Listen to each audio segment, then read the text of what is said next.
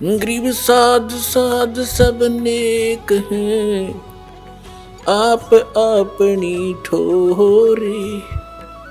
जो सतलोक ले जावेंगे वो साधु कोई और।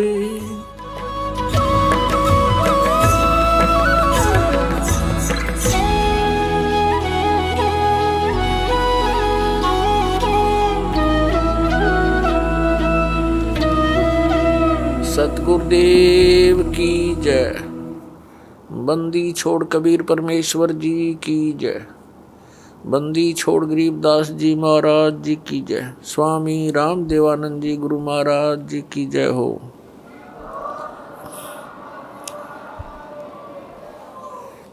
तुमरे विसारे क्या बने, मैं किसकी शरण में जाऊं। शिव ब्रंच मुनि नारदा, तिनके हृदय न सुनो।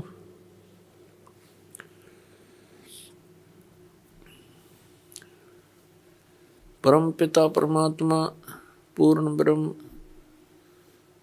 सर्व सृष्टि रचनहार कबीर परमेश्वर जी की असीम कृपा से आप सभी पुण्यात्माएं सत्संग सुनने के लिए उपस्थित हुए।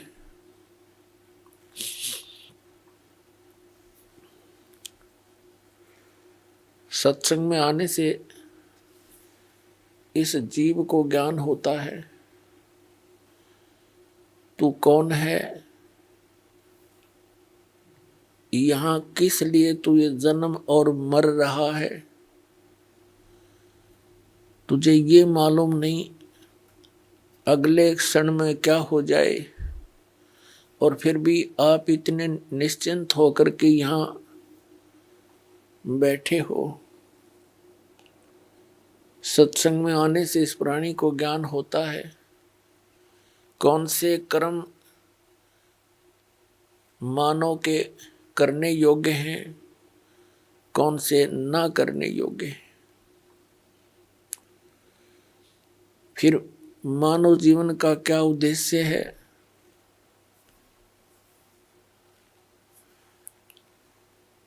ये ज्ञान होता है कि मनुष्य जीवन किस लिए प्राप्त हुआ है।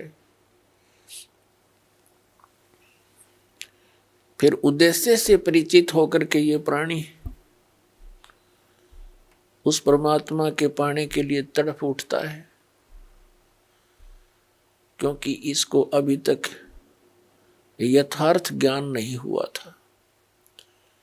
काल भगवान जिसके लोक में हम रह रहे हैं, ये एक नंबर का विलियन है, ये खलनायक है। आप फिल्मों में देखा करते हैं जो खलनायक की रोल करता है वो कैसा व्यक्ति होता है। वो तो एक सिंपल रोल करता है, ये रियल में कर रहा है। इसने हमारे परम पिता को बुला दिया, इसने परमात्मा का नामो निशान मिटा दिया। अपने आप को ये अपने आप को ये भगवान सिद्ध करके बैठ गया। और फिर इसके काल के दूतों ने, नकली संतों ने, ज्ञानहीन प्राणियों ने श्री ब्रह्मा, श्री विष्णु, श्री शिव जी को बताया कि यही सब कुछ हैं, यही व्यवस्थक हैं, उत्पत्ति, स्थिति और संहार यही करते हैं। ब्रह्मा जी को तो कुछ एक बता ही देते हैं कि ये इसकी मृत्यु होती है, इसका कुछ समय निर्धारित है जीवन का। लेकिन श्री विष्णु, श्री शंकर भगवान जी को ये अजर व अमर बताया करते थे। इन्हीं की पूजा का विधान दृढ़ किया करते थे, जो किसी भी सदग्रंथ में प्रमाण नहीं था। तो इन काल के से प्रेरित संतों ने सभी पुण्यात्माओं को मिसगाइड कर रखा था।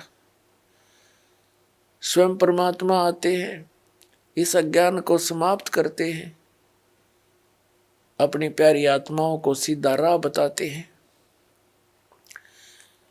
आप देखते हैं जितने गुरु उतने ही उनके मार्ग, उतने ही विधि भक्ति की, जितने संत उतना ही उनका अलग अलग ज्ञान।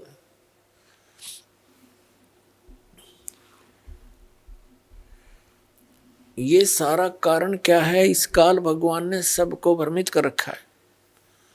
इसने भ्रमित क्यों कर रखा है? परमात्मा ने हमारे ऊपर एक दया करी थी, कबीर भगवान ने, जो हम सबका जनक है। आज पहले भी आपको बताया था सुबह के सत्संग में, जब इस काल भगवान ने इस दुर्गा देवी जी के साथ बद व्यवहार करने की चेष्टा की थी, इस दुर्गा जी ने अपनी इज्जत रक्षा के लिए इसके पेट में शरण ली थी। परमेश्वर ने, कबीर देव जी ने, सत्य पुरुष ने इस ज्योति निरंजन को इसके 21 ब्रह्मांड समेत वहां से निकाल दिया था, साथ में दुर्गा जी को भी। और साथ में इसको एक ऐसा वचन दे दिया था कि यहां जो ऐसे कर्म करता है सच्चे लोक में, उसको ये रोग लगता है 1,00,000 मानव शरीरधारी प्राणियों का नितहार आहार करने का। इसको वो श्राप लगा हुआ है, 1,00,000 मानव शरीरधारी प्राणियों का ये नित आहार करता है। उसके लिए इसने अपने तीनों पुत्रों की, रजगुण ब्रह्मा, सतगुण विष्णु, तमगुण शिव जी की ड्यूटी ला रखी है। इनको एक एक गुण से युक्त कर दिया। ना श्री ब्रह्मा के बस की बात, ना विष्णु के, ना शिव की। इनके अंदर से एक ऐसी रेंज निकल रही है, रेज, ऐसी किरणें निकल रही हैं जो इसके अंतर्गत इस 3 लोक में, पृथ्वी लोक, पाताल लोक और स्वर्ग लोक के प्राणियों को, ये तीनों देवताओं के अंदर से निकल रही ये किरणें प्रभावित करती हैं। ये अपने लोकों में रहते हैं, इनकी राजधानी है ऊपर विष्णु लोक, शिवलोक और ब्रह्मा लोक। वहां रहते हुए भी इनके अंदर से निकल रही किरणें हमें यहाँ प्रभावित कर रही हैं। जैसे मिर्च का छोंक लगता है रसोई में, उसका प्रभाव जाकर के दिखता है दूसरे कक्षों में बैठे हुए अन्य घर के सदस्यों पर, छींकें आने लग जाती हैं। उनके बस की बात नहीं कि वो छींकों को रोक सके। मूल वस्तु रसोई में, उससे निकली हुई उस किरण ने उस प्रभावित कर दिया जाकर तीसरे कक्ष में 50 फुट की दूरी पर बैठे सदस्य को। ठीक इसी प्रकार श्री ब्रह्मा, श्री विष्णु, श्री शिव जी से निकल रही ये किरणें, ये तरंगे हमें यहाँ प्रभावित करती हैं, जिसके कारण रजोगुण की किरण के इन तरंगों के कारण हम प्रभावित होकर के सृष्टि उत्पत्ति कर, संतान उत्पत्ति करते हैं। जिस कारण से ब्रह्मा जी को सृष्टि की उत्पत्ति करता बता दिया। यू खाक उत्पत्ति करता है, उत्पत्ति तो परमात्मा ने करके दे रखी। कबीर साहब ने सारे ब्रह्मांड रच दिए, इसके 3 गुण 5 तत्व दे दिए। ये तो केवल प्रभावित करता, जिस कारण से सभी प्राणी अपनी ये विवश होकर के, विषय वासनाओं के वश होकर के संतानोत्पत्ति करते हैं। और फिर यहाँ के यहाँ की सुविधाओं की इच्छा, राजसी ठाठ सभी चाहते हैं, ये उसी का प्रभाव। और दूसरे सतोगुण के प्रभाव से हम एक दूसरे में मोह ममता बुरी तरह जकड़े हुए हैं।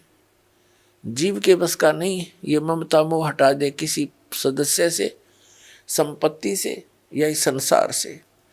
ये तो परमात्मा कबीर जी की दया होगी, आपको ज्ञान मिलेगा और साथ में वो समाधान मिलेगा जो इसकी किरणों को, इनके प्रभाव को निरस्त करेगा। वो साधना आपको दी जाएगी, तब आप यहाँ से निकल सकते हो। नहीं तो जकड़ रखा प्रत्येक प्राणी को और समझ में नहीं आने देता ये हो क्या रहा है। 1 मिनट में मृत्यु हो जाती है, उससे पहले ठेकेदार बना रखा है, तो ये तेरा बेटा है, ये तेरी बेटी है, ये कार है, ये तेरी कोठी है।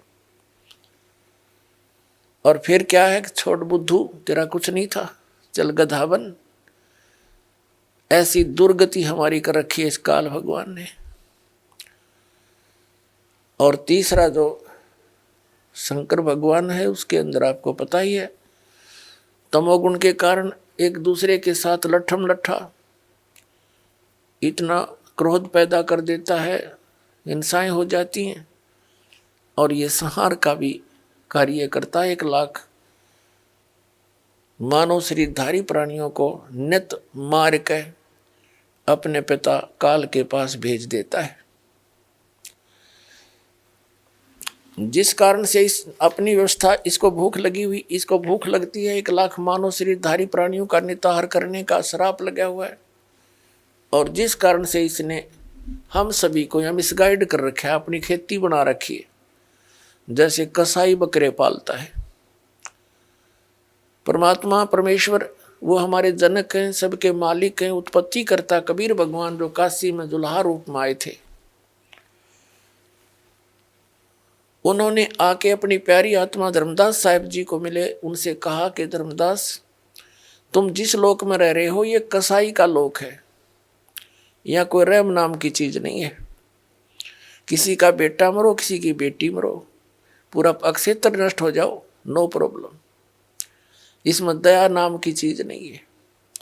धर्मदास जी ने कहा कि भगवान, यहाँ कैसी सुविधाएं नजर आ रही हैं, सुंदर बाग बगीचे हैं, झरने बह रहे हैं, मीठे जल की दरिया बह रही हैं, नीचे भी अच्छा मीठा जल है पृथ्वी में, और सुंदर बाग हैं, सुंदर मेवा लगी हुई हैं, कैसी अच्छी हवा चलती है, दिन रात बन रहे हैं। तो परमात्मा ने कहा कि ये तो ऐसी व्यवस्था है जैसे कसाई बकरे पालता है, वह अपने उन पाले हुए बकरे और बकरियों के लिए सब सुविधाएं देता है। एक बहुत बड़ी चरागाह भी बनाता है, उनके लिए शेड झोंपड़ी डालता है गर्मी और सर्दी से बचाने के लिए, जल की व्यवस्था करता है, उसके चारे की व्यवस्था करता है, हिंसक पशुओं से बचाने के लिए उनकी चारों तरफ बाड़ करता है, सुरक्षा चक्कर बनाता है। जिस कारण से वो बकरे ये सोचते हैं ये दयालु मालिक है हमारा, हमारी कितनी केयर टेक करता है, कितनी देखभाल रखता है। जिस कारण से जब वो कसाई बकरों के पास आता है तो उससे प्यार करते हैं, ऐसे ऊपर को पैर उठाकर उसे सीने से लगाना चाहते हैं, उसकी उस व्यवस्था को देखकर इसे प्रभावित हो जाते हैं। वो ऐसे हाथ लगाकर देख रहा होता है, वो प्यार करते हैं, जीभ से चाटते हैं उसके हाथों को प्यार जताने के लिए। वो देख रहा होता है ये कितने किलो का हो गया, इसमें कितना मांस बढ़ गया, और वो सोच रहे हैं ये हमें प्यार कर रहा है। पहले उन भोले बकरों और बकरियों को वो दयालु नजर आता था, लेकिन जब ऑर्डर आता है 10-20 बकरों का काटने के लिए, वो ना देखता किसकी बेटी मरेगी, किसकी माँ, किसका भाई और किसकी बहन। एक परिवार के चे सारे आ जाओ, मोटे मोटे छांट के और जाके काट के अपना निर्वाह करता है। परमात्मा ने कहा धर्मदास, तुम इसे कसाई के लोक में रह रहे हो, तुम्हें आंखें नहीं खुलने देता, ये मूर्ख बना रखा तुम्हारे को। पुणात्मा, जिस समय आप परमात्मा की सत्यनारायण कथा से परिचित हो जाओगे, सत्यनारायण कथा का अर्थ हो सच्चे भगवान की जानकारी, उसकी महिमा का गुणगान, अविनाशी भगवान की गुणगान। आज तक हम श्री विष्णु जी को सत्यनारायण कहते थे। सत्यनारायण माने अविनाशी, सच्चा भगवान, सत्य माने जो कभी नाश ना हो जिसका। और विष्णु जी की मृत्यु होती है, शंकर जी की भी मृत्यु होती है, और ब्रह्मा जी की भी मृत्यु होती है। तो ये सत्यनारायण नहीं थे। सत्यनारायण केवल कबीर देव है, कबीर साहब है, जो काशी में धानक रूप में आया था। बनारस के अंदर 120 वर्ष रहे, सहशरीर आए थे, शिशु रूप धारण किया था और सहशरीर चले गए थे मगहर से हजारों लाखों की संख्या में उपस्थित दर्शकों के सामने उनके सब, जब परमात्मा एक वस्त्र बिछाया था, एक चद्दर को ऊपर ओढ़ कर लेटे थे। कुछ देर के पास आकाशवाणी हुई थी, देखो मैं जा रहा हूँ, इस चद्दर में कोई मुर्दा नहीं है। चद्दर उठा के देखी, सुगंधित फूल मिले थे। वो ना जन्म हुआ ना मरे थे, वो सत्यनारायण है, वो अविनाशी परमात्मा है। नारायण का अर्थ होता है जल पर आकर आने वाला, जल पर विराजमान होने वाला। परमात्मा एक लीला प्रत्येक युग में करते हैं, सतलोक से चलकर आते हैं, सहस्री आते हैं और कमल के फूल पर, वो सरोवर के अंदर जल के ऊपर आकर विराजमान होते हैं, जिस कारण से वास्तव में नारायण वो परमात्मा है कबीर जी। तो जब आपके यह सत्यनारायण कथा समझ में आ जाओगी, क्योंकि ये प्रथम बार सुनता है, कोई दूसरी बार सुनता है,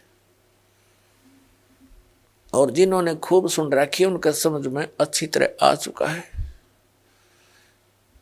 तो ये लोक ऋण का नहीं है, हमें विकल्प नहीं मिल रहा था। पुण्यात्माओं, इस परम पिता की शरण में आने के बाद, कबीर साहिब की शरण में आने के बाद, आपके जितने परिवार के सदस्य हैं सब सुरक्षित रहेंगे।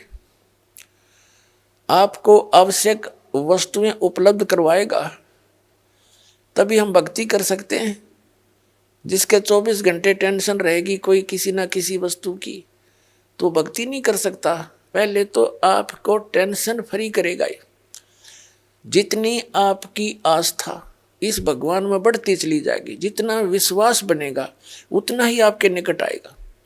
विश्वास बनने में देरी लगती है, क्योंकि हम अज्ञान से परिपूर्ण होते हैं जब परमात्मा की शरण ग्रहण करने के लिए आते हैं। कुछ तो अज्ञान इन सत्संगों से, पुस्तकों से, टीवी चैनलों से हट जाता है। यहाँ आने के बाद रहा कहा फिर मांझा जाता है प्राणी, और फिर यहाँ आने के बाद आशीर्वाद, प्रणाम, भगवान की मंत्र दिए जाते हैं। धीरे धीरे ये आत्मा इतनी निर्मल हो जाती है, प्रत्येक बात पर जो दास बोलेगा उस पर विश्वास होने लग जाएगा। अभी तक तो कुछ पर विश्वास होता है, कुछ पर अविश्वास होता है। तो इसी प्रकार परमात्मा पर हम पूर्ण विश्वास ना कर पाते, तब तक देरी रहेगी आपके सब कार्य सिद्ध होने में। और जब आपको पूर्ण विश्वास हो जाएगा, फिर तो कहना ही क्या है।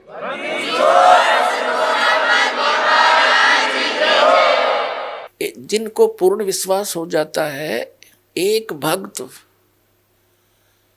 ऐसे ऐसे सुख बताता है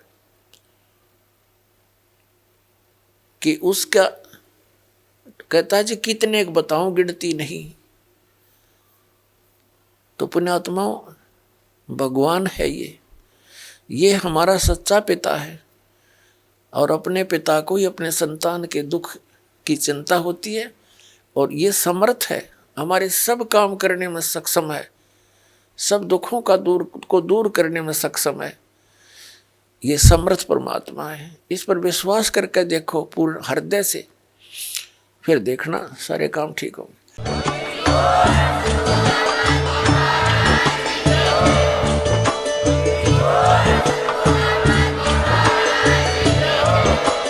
आप सुन रहे थे जगत गुरु तत्वदर्शी संत रामपाल जी महाराज जी के मंगल प्रवचन। अधिक जानकारी के लिए विजिट कीजिए हमारी वेबसाइट www.jagatgururampalji.org। संत रामपाल जी महाराज जी के शुभ आशीर्वाद से पूरे विश्व भर में 500 से भी ज्यादा नाम दीक्षा केंद्र हैं, जिन पर संत रामपाल जी महाराज जी द्वारा ऑनलाइन निशुल्क नाम दीक्षा दी जा रही है। अपने नजदीकी नाम दीक्षा केंद्र का पता करने के लिए संपर्क करें 8222880541।